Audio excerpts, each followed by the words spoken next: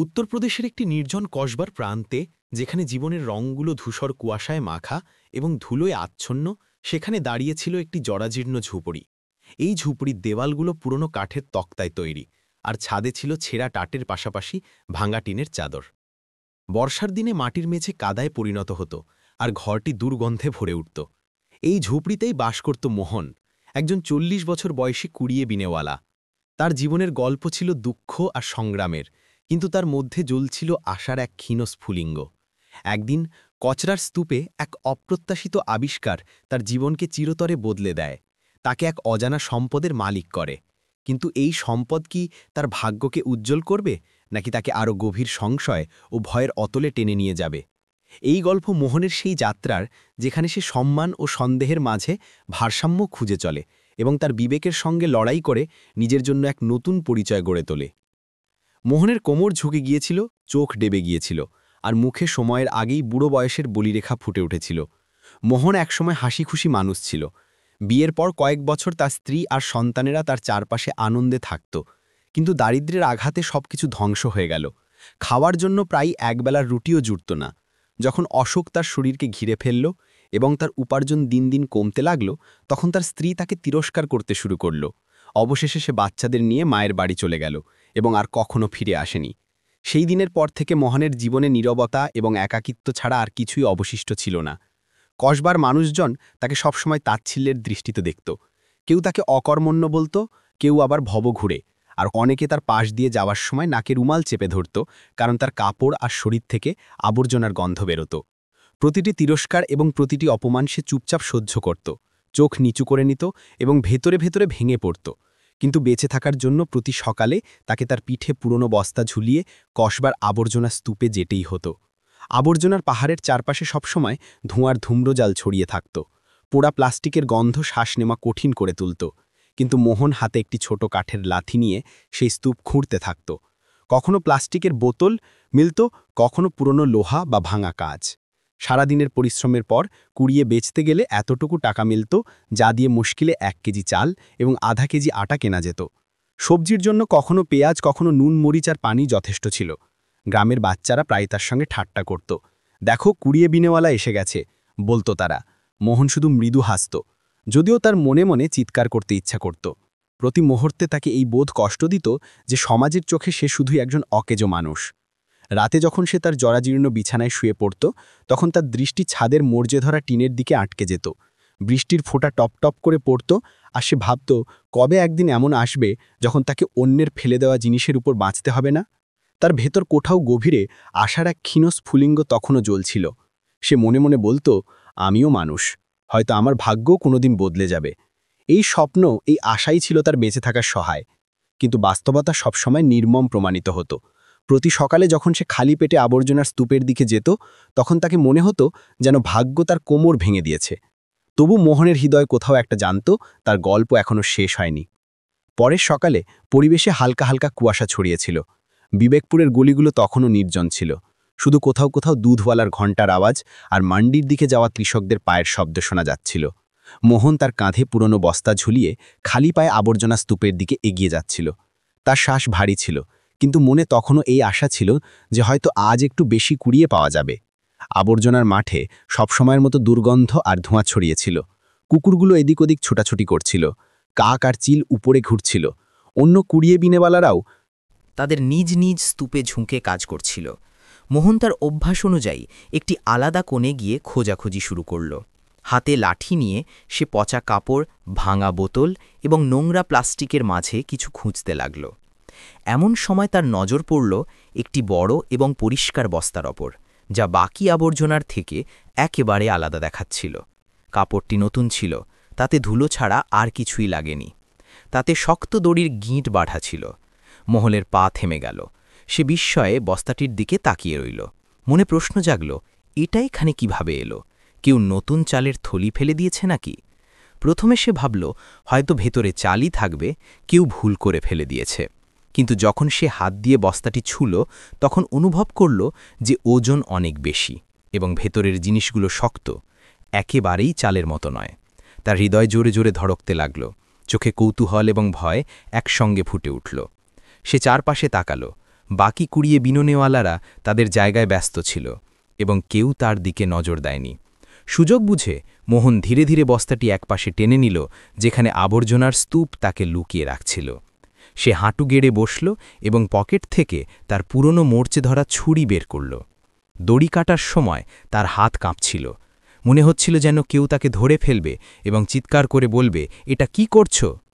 কিন্তু যখন গিঁটগুলো আলগা হলো এবং সে বস্তার মুখ খুলল, তখন তার হুঁশ উড়ে গেল। ভেতরে চাল নয়, বরং কালো প্লাস্টিকে মোড়া গোছা ছিল। মোহন একটি গোছা খুলে দেখল, ভেতরে নোটের বান্ডিল সুন্দরভাবে বাঁধা ছিল, এত বেশি যে তার চোখের সামনে অন্ধকার নেমে এলো। সে আরেকটু খুঁড়ল, তখন নিচ থেকে সোনালি ঝকঝকে দেখা গেল। কিছু সোনার ইট ছিল, যা দেখে তার শরীরে শিরশিরে অনুভূতি ছড়িয়ে পড়ল। সে সারা জীবনে এত সোনা স্বপ্নেও দেখেনি। তার মনে হলো এই সম্পদ হয়তো কোটি কোটি টাকার। মোহনের হাত কাঁপতে থাকল। সে বারবার নোটগুলো ছুঁয়ে দেখছিল। তার চোখে জল এসে যাচ্ছিল। সে ভাবছিল, এটা কি আমার ভাগ্য নাকি কারো চাল? ভয় থাকা সত্ত্বেও তার মনে একটি সিদ্ধান্ত জাগল। সে তাড়াতাড়ি বস্তাটি আবার বেঁধে ফেলল এবং তাকে টেনে ঝুপড়ির পথে রওনা দিল। হৃদয়ের ধড়কন দ্রুত ছিল, কিন্তু মনে শুধু একটাই কথা গুঞ্জন করছিল, আমার ভাগ্য বদলে যাচ্ছে। বস্তা টেনে যখন মোহন তার ঝুপড়িতে পৌঁছাল, তখন তার শ্বাস ফুলে গিয়েছিল। ঘামের ফোঁটা ককাল থেকে গলা পর্যন্ত গড়িয়ে পড়ছিল। সে তাড়াতাড়ি বস্তাটি এক কোণে রেখে ভাঙা বাঁশের চট দিয়ে তাকে লুকিয়ে ফেলল। ঝুপড়ির ভেতর অন্ধকার এবং নীরবতা ছড়িয়েছিল।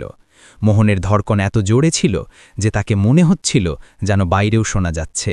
সে বারবার দরজার বাইরে উকি দিচ্ছিল যে কেউ তার পিছু নিয়েছে কিনা।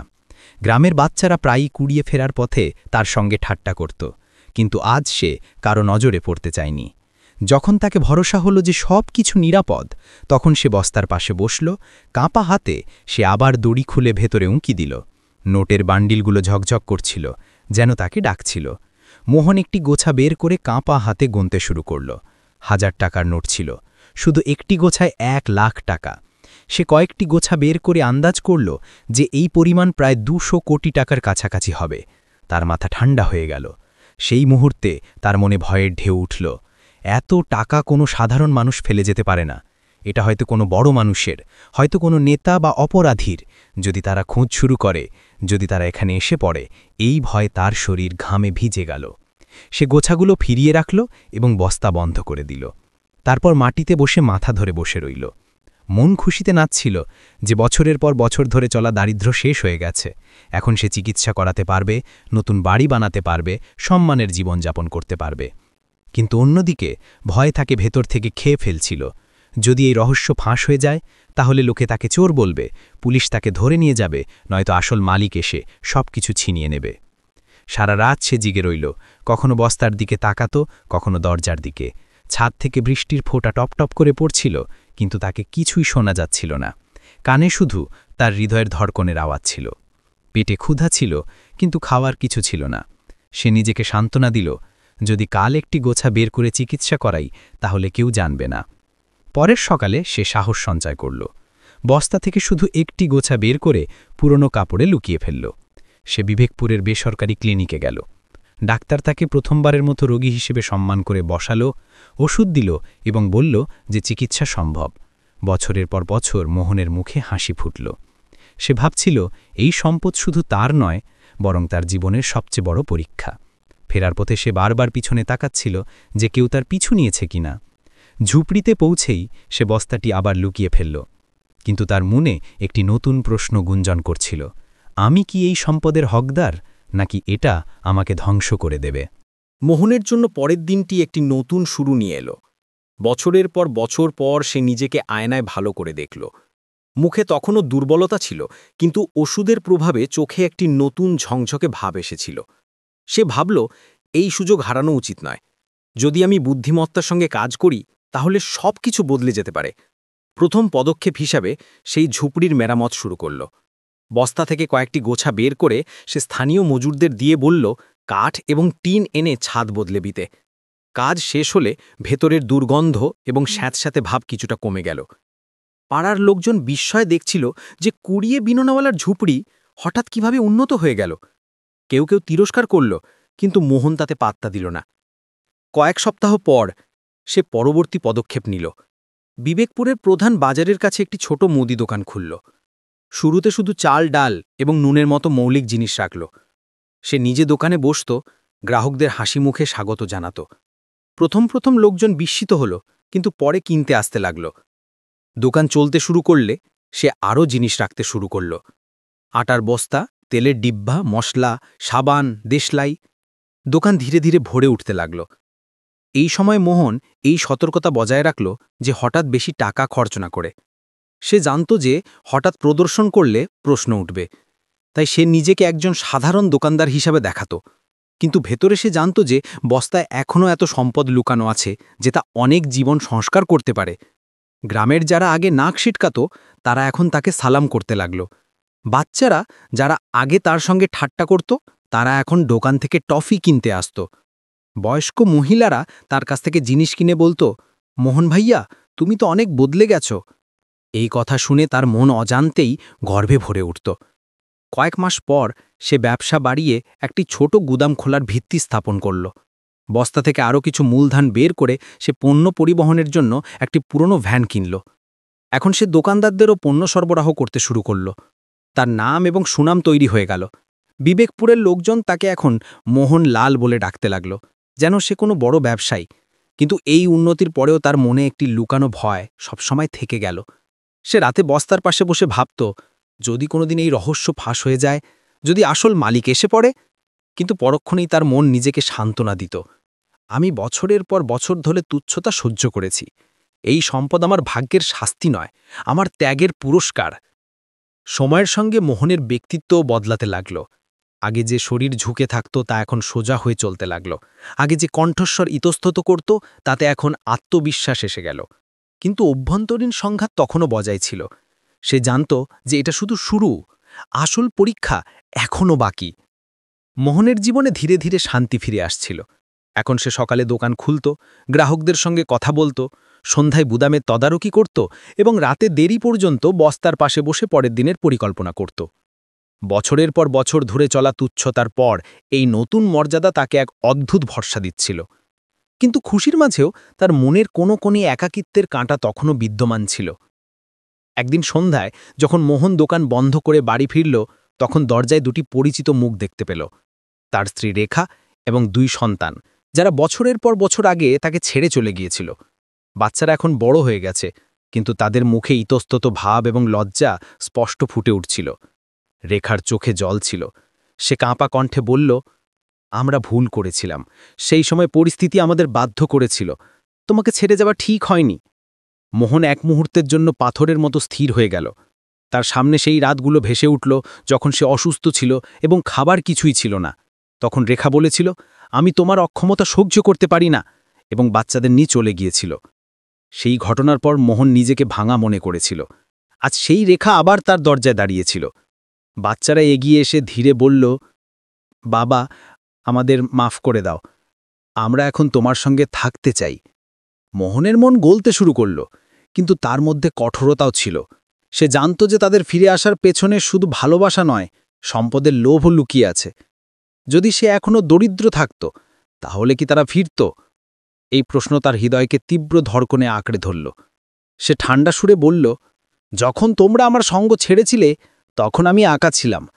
এখন যখন পরিস্থিতি বদলে গেছে, তখন তোমরা ফিরে এসেছ, এই সম্পদ তোমাদের টেনে এনেছে, তাই না? রেখার চোখে জল গড়িয়ে পড়ল। না মোহন, আমরা সত্যিই লজ্জিত। আমরা আমাদের ভুল বুঝতে পেরেছি। বাচ্চাদের তোমার ছায়া দরকার। মোহন দৃষ্টি নিচু করল। তার মনে ঝড় উঠছিল। একদিকে পিতা হিসাবে বাচ্চাদের জড়িয়ে ধরার তীব্র ইচ্ছা ছিল, অন্যদিকে স্বামী হিসাবে রেখার ওপর আবার ভরসা না করার ভয়। অবশেষে সে সিদ্ধান্ত নিল যে সে তার বিক্ততা মুখে আনবে না, তবে সবকিছু তৎক্ষণাৎ ক্ষমাও করবে না। বাচ্চাদের সঙ্গে আমার সম্পর্ক কখনো শেষ হবে না। সে ধীরে বলল, আমি তাদের পড়াশোনা এবং ভবিষ্যতের দায়িত্ব নেব, কিন্তু রেখা, আমাদের মাঝে দেওয়াল কখনো ভাঙবে না। এই কথা শুনে রেখা চুপ হয়ে গেল। বাচ্চারা খুশি হল যে অন্তত পিতার সাহায্য পাওয়া গেছে, কিন্তু মোহনের মনের পুরনো ক্ষত আবার তাজা হয়ে উঠল। সেই রাতে যখন সে বস্তার পাশে বসল, তখন গভীর চিন্তায় ডুবে গেল। এই সম্পদ আমার সবকিছু ফিরিয়ে আনছে, কিন্তু এটা কি আমার মনের শান্তিও ফিরিয়ে দিতে পারবে? কয়েক সপ্তাহ কেটে গেল। মোহনের দোকান এখন একটি শক্তিশালী ব্যবসায় পরিণত হয়েছিল এবং গ্রামের লোকজন তাকে সম্মান করতে শুরু করেছিল। কিন্তু তার মনের কোনো কোণে তখনও ভারীপনা ছিল। প্রতি রাতে সে বস্তার পাশে বসে ভাবত, এই সম্পদ কোথা থেকে এসেছে। সে নিজেকে বোঝাতো যে হয়তো কোনো পলাতক চোর ফেলে দিয়েছে, নয়তো ভাগ্য তার উপর দয়া করেছে। কিন্তু ভাগ্য তাকে শীঘ্রই আরেকটি পরীক্ষায় ফেলল। এক সন্ধ্যায় সে বাড়ির আঙিনায় চা খাচ্ছিল। ঘরে রাখা পুরনো টিভি উচ্চস্বরে খবর প্রচার করছিল। হঠাৎ উপস্থাপক ব্রেকিং নিউজ ঘোষণা করল, দেশের ইতিহাসে সবচেয়ে বড় দুর্নীতির কেলেঙ্কারি উন্মোচিত। কর বিভাগের একজন উচ্চপদস্থ কর্মকর্তা খরব টাকা লুকিয়েছেন, যার মধ্যে বড় অংশ এখনও উদ্ধার হয়নি। মোহন চমকে উঠল। তার হাতে ধরা চায়ের কাপ কাঁপতে লাগল। পর্দায় ছবি চলছিল। কর্মকর্তাদের হাতকড়া পরানো অবস্থায় দেখানো হচ্ছিল। রিপোর্টার বলছিল যে টাকাগুলো বিভিন্ন জায়গায় লুকানো হয়েছিল, কিছু বিবেশে, কিছু নির্জন জায়গায় মাটির নিচে, এবং কিছু গুমনাম বস্তায় ফেলে দেওয়া হয়েছিল। মোহনের ধড়কন দ্রুত হয়ে গেল। তার মনে তৎক্ষণাৎ সেই সময় ভেসে উঠল যখন সে আবর্জনার স্তূপ থেকে বস্তাটি বের করেছিল। উপস্থাপকের কথা গুঞ্জন করছিল, এখনও কয়েকশো কোটি টাকার রাশি নিখোঁজ। ছোট ছোট পরিমাণ খুঁজে পাওয়া কঠিন, কিন্তু বড় বান্ডিলের পিছু ধাওয়া চলছে। এই কথা শুনে তার শরীরে শিহরণ দৌড়ে গেল। ছোট রাশি খুঁজে পাওয়া কঠিন, এই কথার অর্থ ছিল যে হয়তো তার বস্তাটি নিরাপদ। কিন্তু এক ভয়ঙ্কর ভাবনা তার মনকে আঁকড়ে ধরল। যদি আসল মালিকের লোকজন খুঁজে বের করে, যদি কোনোদিন পুলিশ তার দরজায় এসে দাঁড়ায়। সেই রাতে সে পাশ ফিরে ফিরে কাটালো। ঘুমে ভয়ঙ্কর স্বপ্ন দেখল। কখনো পুলিশ তাকে বস্তাসহ গ্রেপ্তার করছে, কখনো মুখোশধারী লোকজন তার পিছু নিচ্ছে। প্রতিবার সে ঘামে ভিজে জেগে উঠত। পরের সকালে দোকানে তার মনোযোগ ছিন্ন ভিন্ন ছিল। গ্রাহকরা কিছু জিজ্ঞাসা করলে সে খোলামেলা জবাব দিত। মনে মনে সে হিসেব করছিল, যদি এই স্বপ্ন লুকিয়ে যায় তাহলে আমি নিরাপদ থাকব, কিন্তু যদি রহস্য ফাঁস হয়ে যায় তাহলে সব শেষ। সন্ধ্যায় যখন সে আবার বাড়ি ফিরল, তখন সে বস্তাটি বের করে গোছাগুলো দেখল। নোটগুলো তখনও ঝকঝক করছিল, কিন্তু তাদের ঝকঝকের পেছনে তাকে বিপদের ছায়া দেখা দিতে লাগল। সে গোছাগুলো ফিরিয়ে রাখল এবং মনে বলল, এই সম্পদ আমাকে বাঁচাতেও পারে, আবার ধ্বংসও করতে পারে। সেই দিন থেকে মোহন সিদ্ধান্ত নিল যে সে খুব সতর্কতা অবলম্বন করবে। এখন সে হঠাৎ বেশি খরচ করবে না, শুধু অল্প অল্প ব্যবহার করবে, যাতে কারো সন্দেহ না হয়। কিন্তু তার মনে একটা নতুন ক্ষত জন্ম নিয়েছিল, ভয়ের অনুভূতি যে এই সম্পদ পরিষ্কার নয়। দুর্নীতির কেলেঙ্কারি মোহনের মনে ভয় ঢুকিয়ে দিয়েছিল, কিন্তু জীবন তবুও এগিয়ে চলছিল। দোকান চলছিল, গুদাম মুনাফা দিচ্ছিল, এবং লোকজন এখন তাকে একজন সফল ব্যবসায়ী মনে করতে শুরু করেছিল। কিন্তু এই সবের পরেও তার ভেতর একাকিত্বের শূন্যতা বিদ্যমান ছিল। সন্ধ্যা নামলে যখন সে দোকান বন্ধ করে বাড়ি ফিরত, তখন আঙিনা নির্জন থাকত। খাবার টেবিলে শুধু একটি প্লেট থাকত এবং ঘরে শুধু নীরবতা তার সঙ্গী দিত। এমনই একদিন পাশের গ্রামের একজন লোক তার কাছে জিনিস কিনতে এলো। সঙ্গে তার বোনও ছিল, একজন সাধারণ মহিলা যার নাম ছিল মালতী। সে বিধবা ছিল। 2 বছর আগে তার স্বামী অসুখে মারা গিয়েছিল। মালতীর কথার ধরন ছিল নরম, ভিড়ের মাঝেও তার কথায় শান্তি ছিল। মোহন প্রথমবারের মতো অনুভব করল যে কেউ তার সঙ্গে কথা বলার সময় তার সম্পদ বা দোকানের দিকে নয়, বরং তাকে একজন মানুষ হিসেবে দেখছে। আগামী দিনগুলোতে মালতী কখনো নিজে জিনিস কিনতে আসত, কখনো ভাইয়ের সঙ্গে দোকানে থামত। প্রতিবারই সে খুব শিষ্টাচারের সঙ্গে পেশ আসত। একদিন সে মোহনকে বলল, আপনি পরিশ্রমী, গ্রামে সবাই আপনাকে সম্মান করে। এই কথা শুনে মোহনের মনে শীতলতা নেমে এলো। বছরের পর বছর পর কেউ তাকে সম্মানিত মানুষ বলল। ধীরে ধীরে দুজনের মধ্যে সম্পর্ক গভীর হতে লাগল। মালতী যখন মোহনের অতীত জানল, তখন সে সহানুভূতি দেখালো না, বরং সাহস দিল। সে বলল, যা হয়েছে তা সময়ের পরীক্ষা ছিল, এখন এগিয়ে যাওয়ার সময়। এই কথাগুলো মোহনের মনে গভীরভাবে প্রবেশ করল। কয়েক মাস পর মোহন সিদ্ধান্ত নিল যে সে মালতীর সঙ্গে বিয়ে করবে। গ্রামের লোকজন প্রথমে বিস্মিত হল। কেউ কেউ তিরস্কার করল যে কুড়িয়ে বিনে নেওয়াওয়ালা এখন নতুন বউ আনছে, কিন্তু বেশিরভাগ মানুষ খুশি ছিল যে সে আবার গৃহস্থ জীবন শুরু করতে যাচ্ছে। বিয়ে খুব সাদাসিধে হলো। কয়েকটি প্রদীপ জ্বালানো হলো, কিছু আত্মীয়কে ডাকা হলো এবং একটি ছোট দাওয়াত দেওয়া হলো। মালতীর আগমনে মোহনের বাড়ির পরিবেশ বদলে গেল। যেখানে আগে নির্জনতা ছিল, সেখানে এখন আলো ফুটতে লাগল। মালতী বাড়ি সামলালো, রান্নায় সুবাস আসতে লাগল এবং আঙিনায় রঙিন কাপড় শুকোতে লাগল। যখন মোহন দোকান থেকে ফিরত, তখন মালতী হেসে মুখে তার স্বাগতে জানাত। এই ছোট ছোট বিষয়গুলো তার মনকে গভীর শান্তি দিতে লাগল। কিন্তু বাচ্চাদের স্মৃতি তখনও তাকে কষ্ট দিত। প্রায় রাতে যখন মালতী ঘুমিয়ে পড়ত, মোহন বস্তার বাসে বসে অখোলামেলা থাকত এবং ভাবত, আমার মেয়ে এখন কত বড় হয়েছে, ছেলে কোন ক্লাসে পড়ছে। সে জানত যে তার প্রথম স্ত্রী রেখার সঙ্গে সম্পর্ক কখনো পুনরুজ্জীবিত হবে না, কিন্তু বাচ্চাদের উপেক্ষা করাও সম্ভব ছিল না। মোহন সিদ্ধান্ত নিল যে যাই হোক, সে বাচ্চাদের ভবিষ্যতের দায়িত্ব নেবে। এই সিদ্ধান্ত তাকে অভ্যন্তরীণ শান্তি দিত, যেন নতুন বিয়ে তাকে সাহায্য দিয়েছে এবং বাচ্চাদের জন্য সংকল্প তার জীবনকে নতুন উদ্দেশ্য দিয়েছে। তাচ্ছিল্যের দৃষ্টিতে দেখত। সে নিশ্চয় করল যে এখন আর কোনো দরিদ্রকে এমন অপমান সহ্য করতে হবে না। প্রথম পদক্ষেপ হিসেবেই সে বিবেকপুরের মসজিদের মেরামত শুরু করল। পুরনো মসজিদটি ছিল সংকীর্ণ এবং জরাজীর্ণ। বৃষ্টিতে ছাদ টপকাত এবং নামাজিরা ভিজে যেত। মোহন চুপচাপ দান করতে শুরু করল। যখন পর্যাপ্ত টাকা জমা হল, তখন সে তার নাম প্রকাশ করল। লোকজন হতবাক হয়ে গেল। যে মোহনকে একসময় কুড়িয়ে বিনে নেওয়াওয়ালা বলা হতো, সে এখন মসজিদের জন্য লাখ লাখ টাকা দান করছে। নির্মাণ শুরু হলে পুরো গ্রামে আলোচনা শুরু হয়ে গেল। কেউ বলল, এটা কিভাবে সম্ভব? কেউ সন্দেহ করল যে হয়তো সে জুয়া থেকে টাকা উপার্জন করেছে। কিন্তু যখন মসজিদের দেওয়াল উঠতে লাগল, তখন মোহনের নিয়ত পরিষ্কার হয়ে গেল। লোকজন তার উদারতার প্রশংসা করতে লাগল। উদ্বোধনের দিন যখন নতুন মসজিদে প্রথম নামাজ আদায় হল, তখন সবাই মন থেকে দোয়া করল। এরপর মোহন আরেকটি পদক্ষেপ নিল। সে ঘোষণা করল যে সে একটি ছোট স্কুল খুলবে, যেখানে দরিদ্র বাচ্চাদের বিনামূল্যে শিক্ষা দেওয়া হবে। মালতীও এই সিদ্ধান্তে তার সঙ্গ দিল। কিছু তরুণ শিক্ষক সামান্য বেতনে পড়াতে রাজি হল। কাঁচা ইটের ঘরে যখন বাচ্চারা তক্তি এবং বই নিয়ে বসল, তখন তাদের হাসি মোহনকে ভেতর থেকে বদলে দিল। সে প্রায় স্কুলে গিয়ে বাচ্চাদের সঙ্গে কথা বলত, তাদের গল্প শোনাত এবং বলত, পড়াশোনা দিয়েই জীবন বদলায়। আমি চাই তোমরা সবাই তাই হও যা আমি হতে পারিনি। গ্রামের লোকজন তাকে এখন শুধু দোকানদার নয়, বরং একজন উপকারী ব্যক্তি মনে করতে লাগল। বাচ্চারা তাকে সালাম করে পাশ দিয়ে যেত, মহিলারা দোয়া দিত, বয়স্করা তার হাত ধরে বলত, বেটা, তুমি তাই করে দেখিয়েছ যা আমরা কখনো ভাবিনি। মোহনের মনে শান্তির একটি নতুন ঢেউ উঠতে লাগল। সে বুঝল যে এই সম্পদ হয়তো সন্দেহজনক, কিন্তু এর মাধ্যমে ভালো কাজ করে সে তার বিবেককে সান্ত্বনা দিতে পারে। বস্তাটি তাকে এখন ভয় নয়, বরং দায়িত্বের অনুভূতি দিত। কিন্তু এই সম্মানের সঙ্গে সঙ্গে একটি নতুন বিপদও জন্ম নিচ্ছিল। বেশি খ্যাতির অর্থ ছিল বেশি প্রশ্ন, এবং মোহন জানত যে যদি কখনো কেউ মূল পর্যন্ত পৌঁছানোর চেষ্টা করে, তাহলে সত্যিটি সবকিছু ধ্বংস করে দিতে পারে। সময় কেটে যেতে লাগল এবং মোহনের নাম পুরো এলাকায় বিখ্যাত হয়ে গেল।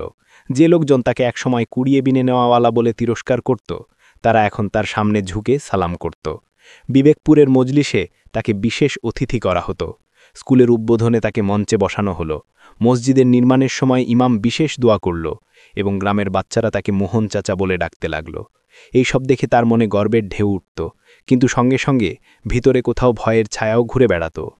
একদিন জেলার একজন বড় কর্মকর্তা গ্রামে এলো। স্কুল এবং মসজিদ দেখে সে মোহনকে বলল, আপনার মতো মানুষই দেশের আসল শক্তি। এই কথা শুনে মোহনের মন খুশি হল, কিন্তু ভেতরে একটি কাঁটা বিঁধল। সে ভাবতে লাগল, যদি এই কর্মকর্তা জানে যে এই সব কিসের সম্পদে তৈরি, তাহলে কি এখনও আমার প্রশংসা করবে? লোকজন তাকে গ্রামের উপকারী বলতে শুরু করল। গ্রামের বয়স্করা তাকে পঞ্চায়েতে যোগ দেওয়ার আমন্ত্রণ জানাল। এই সম্মান, এই মর্যাদা, এই সবই ছিল যা মোহন কখনো স্বপ্নেও ভাবেনি। কিন্তু যতই সম্মান বাড়তে লাগল, ততই প্রশ্নও বাড়তে লাগল। কিছু লোক ফিসফিস শুরু করল, এত টাকা এলো কোথা থেকে? মোহন সবসময় সতর্ক থাকত। সে কখনো হঠাৎ বেশি খরচ করত না, নইলে তার সম্পদের ঢাক পেটত না। যখনই কেউ জিজ্ঞাসা করত, সে শুধু মৃদু হেসে বলত, পরিশ্রম আর খোদার দয়া। লোকজন মেনে নিত, কিন্তু তার হৃদয়ের ধড়কন তীব্র হয়ে উঠত। তার মনে হতো যেন কোনো দিন কেউ পর্দা তুলে দেবে আর সব রহস্য ফাঁস হয়ে যাবে। রাতে যখন সে বস্তার পাশে বসত, তখন নোটের গোছাগুলো তাকে অদ্ভুত দৃষ্টিতে তাকাত। দিনের বেলা এই নোটগুলো তাকে শান্তি দিত, কিন্তু রাতে এই নোটগুলো ভয়ের রূপ ধারণ করত। কখনো মনে হতো যেন ঘরে আর কেউ উপস্থিত আছে, কখনো মনে হতো যেন বাইরে কেউ তার উপর নজর রাখছে। মালতী অনেকবার জিজ্ঞাসা করল, তুমি এত উদ্বিগ্ন কেন থাকো? কিন্তু মোহন সবসময় কথা এড়িয়ে যেত। ইতিমধ্যে গ্রামের তরুণরাও তাকে সম্মান করতে শুরু করল। তারা তার কাছে পরামর্শ নিত, ব্যবসার কৌশল জিজ্ঞাসা করত। কেউ কেউ তাকে পথপ্রদর্শক মনে করতে লাগল। কিন্তু প্রতিটি প্রশংসার সঙ্গে তার মনের উপর ভার বাড়তে থাকল। তাকে মনে হতো যেন সে একটি মিথ্যে সিংহাসনে বসে আছে, যা যে কোনো সময় ভেঙে পড়তে পারে। মোহন এখন দিনরাত একই চিন্তায় জড়িয়ে থাকত। এই সব সম্মান কি সত্যি আমার, নাকি সেই সম্পদের কারণে যা আসলে আমার ছিল না? এই প্রশ্ন তার বিবেককে বারবার কষ্ট দিত, কিন্তু সঙ্গে সঙ্গে সে এটাও দেখত যে স্কুলে বাচ্চাদের হাসি গুঞ্জন করছে, মসজিদে নামাজিরা শান্তিতে ইবাদত করছে এবং গ্রামের লোকজন আশার সঙ্গে তার দিকে তাকাচ্ছে। সে ভাবত, হয়তো খোদাই ভার আমার কাঁধে দিয়েছেন যাতে আমি এই সম্পদ ভালো কাজে খরচ করি। এই ভাবনা তাকে ক্ষণিকের শান্তি দিত, কিন্তু তারপর আবার একটি নতুন ভয় মাথা উঠত। যদি কখনো সত্যিটি প্রকাশ হয়ে যায়, তাহলে এই সম্মান অপমানে পরিণত হবে। রাতে যখন সবাই ঘুমিয়ে পড়ত, তখন মোহন বস্তার পাশে গিয়ে বসত। বস্তাটি তখনও খালি হয়নি, নোট আর সোনার ইঁটগুলো তখনও তাতেই ছিল। সেগুলো দেখে সে ভাবত, এই সম্পদ আমার জীবন বদলে দিয়েছে, কিন্তু আমার বিবেক এখনও প্রশ্ন করছে। কখনো তার মনে চাইত যে সব টাকা নদীতে ভাসিয়ে দে, কিন্তু তারপর বাচ্চাদের মুখ মনে পড়ত। স্কুলের মাসুম ছাত্রদের হাসি কানে গুঞ্জন করতে লাগল এবং মসজিদে সিজদায় ঝুঁকে থাকা নামাজিদের দৃশ্য চোখের সামনে ভেসে উঠত।